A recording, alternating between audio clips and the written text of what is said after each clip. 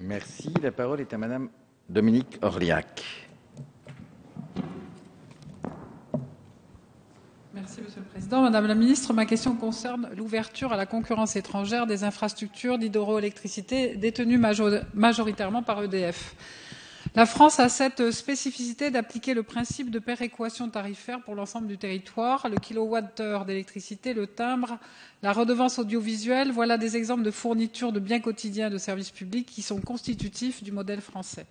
Or, cette vision nationale et péréquée est attaquée idéologiquement et juridiquement par la vision européenne des services d'intérêt économique général, lesquels doivent d'abord répondre à un des dogmes de la construction européenne, la fameuse concurrence libre et non faussée. Pour les installations hydrauliques de la Dordogne, du Lot et de la Truyère, cette mise à la concurrence devrait débuter en 2014.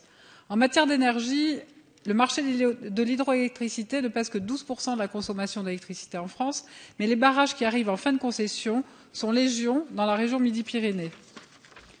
Cela imposerait de lourdes conséquences si EDF n'a plus la main sur ces installations, notamment en matière d'emploi. Cette problématique concerne indirectement l'accès des services publics aux administrés, mais elle pourrait impacter financièrement et socialement les services publics de l'hydroélectricité.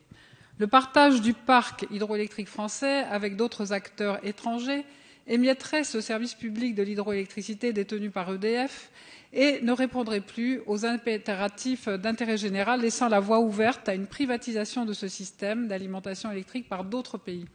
Nous savons que l'ouverture à la concurrence de ces installations hydroélectriques est une obligation imposée par la loi, mais quelle est la position du gouvernement quant à la sauvegarde du service public de l'hydroélectricité ?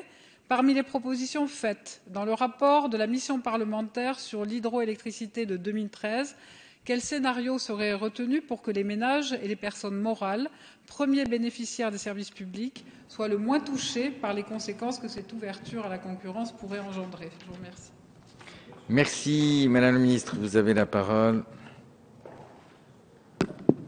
Merci, Monsieur le Président. Madame la députée, l'hydroélectricité est une énergie renouvelable décentralisée, ancrée dans les territoires, qui génère des emplois non délocalisables. C'est donc une politique à laquelle le gouvernement est très attentif s'agissant d'un patrimoine national qui doit être préservé et bien géré.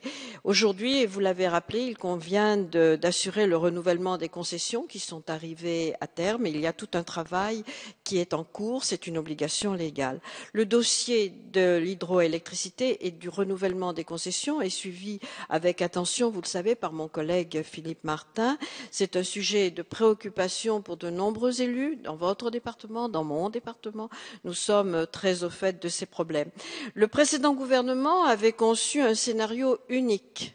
Vous vous le rappelez probablement, de mise en concurrence avec appel d'offres, concession par concession.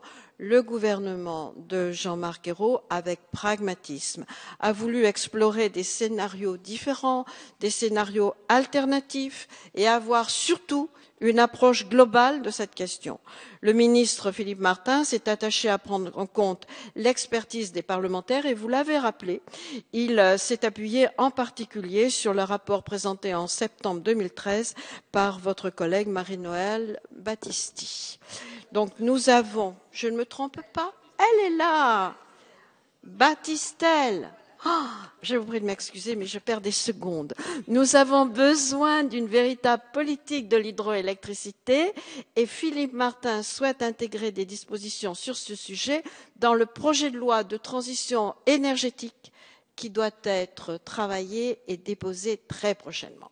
Le ministre de l'écologie, du développement durable et de l'énergie entend bien que nous puissions travailler ensemble avant de prendre des décisions essentielles tant pour les territoires que pour notre système électrique. L'avenir de l'opérateur historique et la valorisation du potentiel d'hydroélectricité de la France.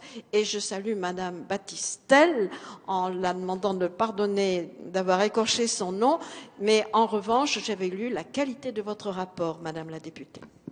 Merci. Nous en avons terminé avec les questions. Le débat est donc clos et nous aurons une prochaine séance ce soir à 21h30. Débat sur le bilan et les perspectives de l'action de l'État en matière de transport urbain. La séance est